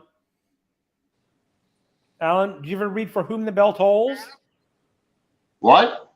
Did you ever read Hemingway's For Whom the Bell Tolls? Yes. You know, whenever people in that book were swearing, they just replaced it with the word obscenity. Obscenity. That's a hard word. Obscenity? So, you obscenity idiot. Obscenity? Can you say that all the time? Obscenity. Oh, yeah, I can. It was just, I mean, it's just so ridiculous that, back then, like, you couldn't put that into print. So Jackson's first movie was Bad Taste. I haven't seen that one either. I read The Exorcist a long time ago. It is another book I plan on rereading soon. Yeah, Bad, that's all right. See, woman has my back. It's all right. I think I'll make a joke short for that running gag. Swearing is only horrible when it's aggressive in a conversational way. Swearing is only horrible when it's aggressive. And see? Exactly. That's it. It's only aggressive when it's aggressive. Like when you're really screaming mad at someone and threatening them and... So, let it rip. Fuck. Let it rip. Just tell your father to fug it, Alan. Oh, stop, Greg. Don't make me mad. Don't make me mad, Greg. No, that can't happen. I've already told him. He doesn't listen to me. Out. Go in the corner, Alan. Go in the corner. I'm gonna leave him alone for like a week. I'm gonna leave him alone.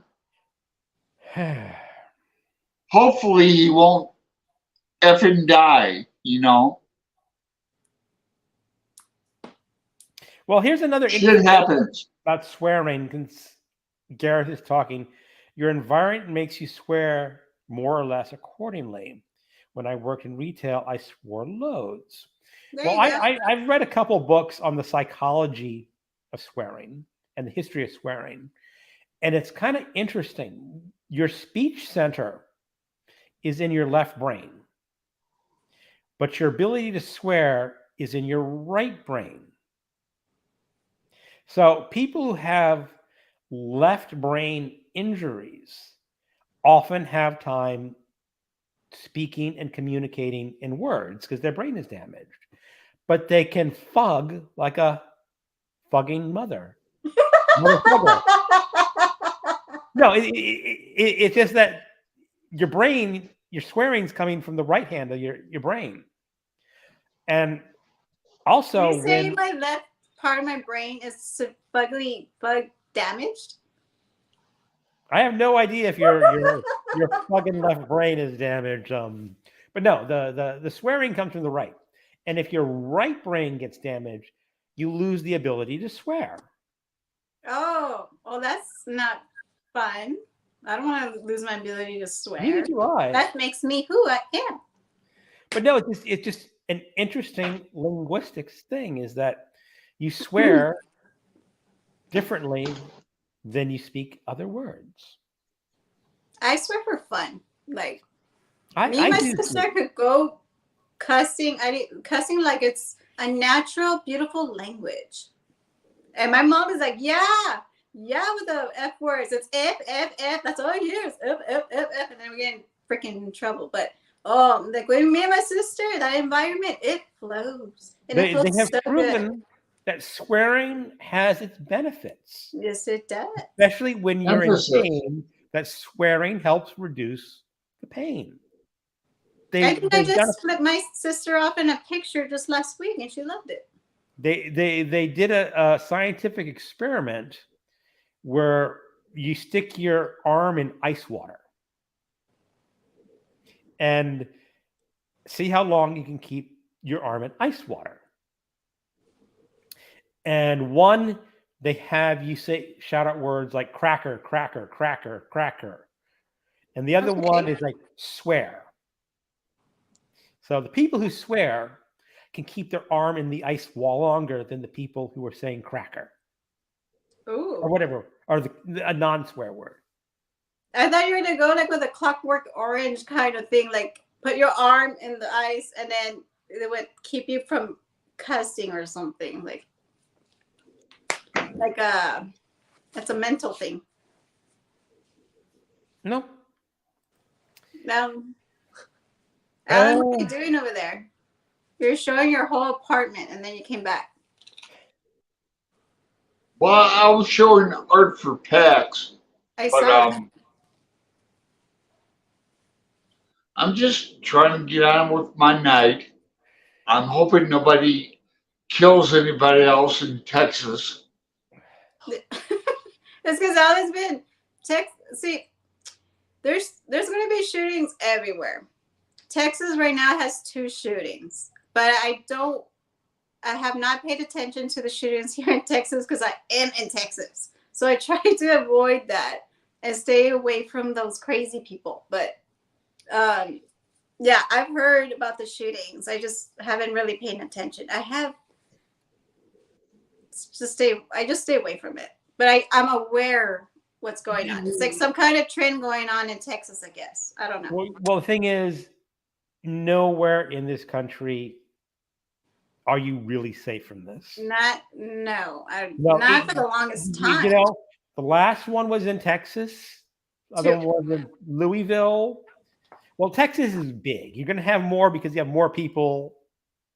A lot. Because you have more people in Texas. In Delaware, there's fewer people, so you're not going to have as many. But there's still the possibility of running into a shooting exists everywhere in this country until someone decides to change the laws, which is going to be a huge battle. Well, Austin, if I get the story right, Austin's in trouble for what I've understood. The state troopers were only going into the Hispanic area, which is the brown, and the black area, which is, the African American people. And they were only giving citations and tickets and pulling them over in Austin and not nowhere else. And they're in trouble for that. A lot of people got tickets, but not like the rich area or the other areas, just the black and the brown. So it's tough. It's tough. And I hear it, and it just really sucks. I would be steaming mad. Of course, my neighborhood is, 55 plus, so they're probably not going to come down here and hand out tickets like that just because we're all old fogies or something,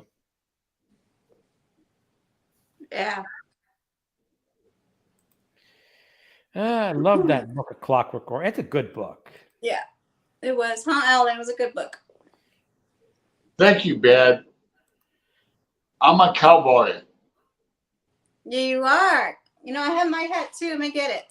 Hold on. I lived in Arizona for too long.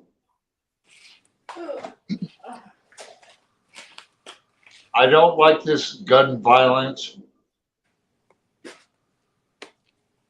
There I am. There you are. Alan wears is because Alan's wearing his black hat. There you go. You're all both wearing black hats. Just hold on for 1 second. Oh, now Greg's gonna do something. Like my hat, Ellen. Let me look. Hell yeah. Wait, it's a fedora. You need a cowboy hat, Dad. This is a clockwork orange hat. No, it's a fedora. Oh, my mask. Hold on. Yeah. There we go. It still looks good, but I need a cowboy hat for sure.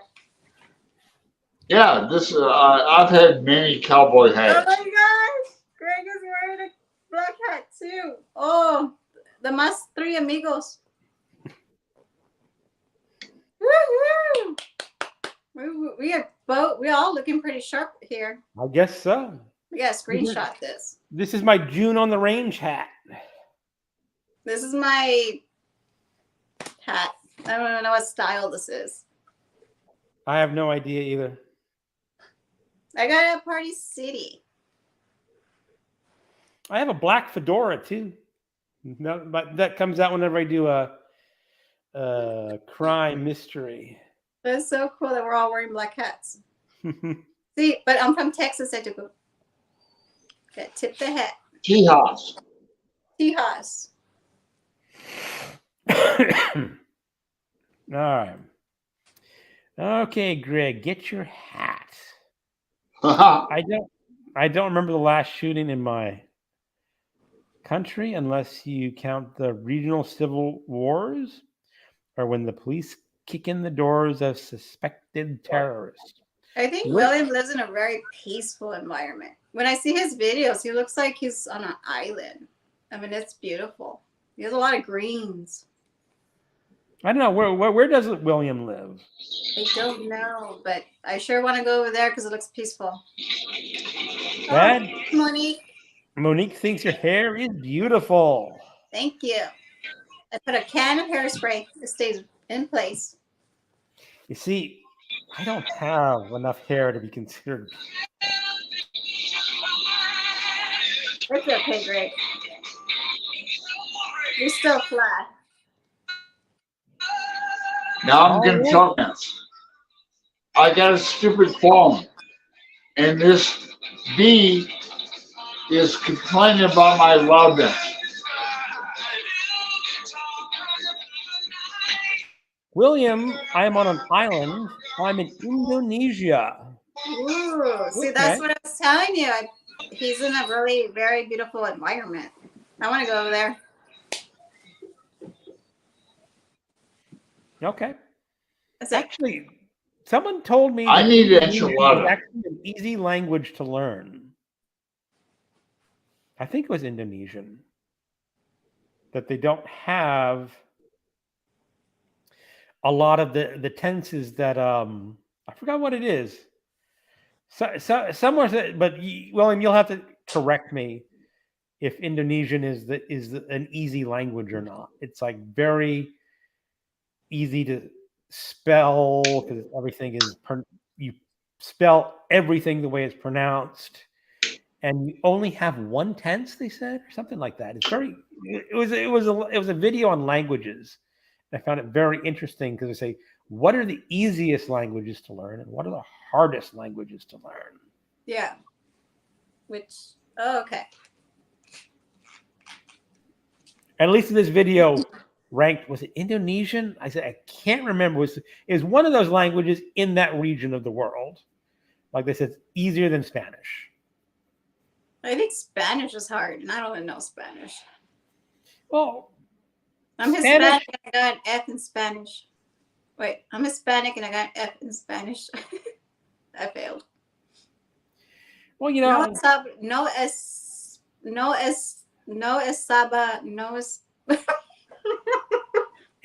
You know, I studied Spanish and Duolingo. I'm trying to learn Spanish, Greg. You know, I don't want to hear about Indonesian. I mean, I hear you, but I'm trying to learn Spanish. I'm trying to learn Italian. I'm trying to learn a foreign language. I don't need any Asian, all that. That's hard. Well, you know, the problem with Spanish was I got to the point when I was like working on the subjunctive text, subjunctive tense. And the problem is like the app was saying, spell out this word. And it's like, if you have an ER, IR verb, you switch the vowels. And it's like, okay, I'm a really bad speller to begin with. And the only way to confirm that you are switching the tense is to switch the vowels around. Like, no, it's like my brain is just not accepting that.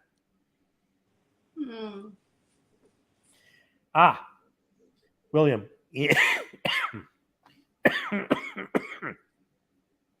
Indonesian is one of the easiest languages to learn. There are some odd rules, though. A child cannot say you to an adult. Wow. That sounds cultural, but yeah, I mean, okay. Well, actually, I guess I don't know if I would say odd. I guess they just want worse. I don't know. I guess it's probably, respect for your elders. I was gonna say as respect, like you like, I guess an adult for us it's like sir, ma'am, father, mother, or elder. Respectful words. You say you're like thank you and please. It's important to say thank you and please. Not and tip. G. Yeah. Go on, Dad. I'm sorry. No, you're right. Alan, it's all about respect. It's but it's something that we need to learn. Yeah. I mean, I learned it the hard way. My parents were tough. Okay. My parents taught me, like, you better get, when somebody comes to your home, offer water. Say thank you. Say excuse me and all that. It's good manners. But the way I was taught, I was like, that was hard. But yeah. Yes, ma'am. Right. I was brought up with manners. I was about to say, we've been online for 2 hours. For a long time. It's about time. Call it a night. And Thanks. Dad, thank you for showing up to be the substitute for Alan, who didn't need to be substituted for. Nope. I was an extra. You were an really extra. glad to do it. And one last comment. I've got a little bit of hashish left. So then I'm going to go to the bodega. And I want you guys to get your asses back to Portland. I'm out. Maybe I've had my big vacation in the Caribbean recently, so maybe next year. Maybe Alan, next year. We'll go to Pal's and have enchiladas. Ooh. I know exactly where I'll take you to. Where? Well, there's two Mexican joints. I'll take you to this one. He froze. He froze. There he is. He's back. All right. Well, if he's frozen, we're saying goodbye to everyone in the group. Thank you, everyone. Guys. Thank you guys so much. Showing up. Alan's gone. Alan's gone. And I hope to see you all later in another show. Good night, everyone. Thanks, Willem. Thanks, everybody.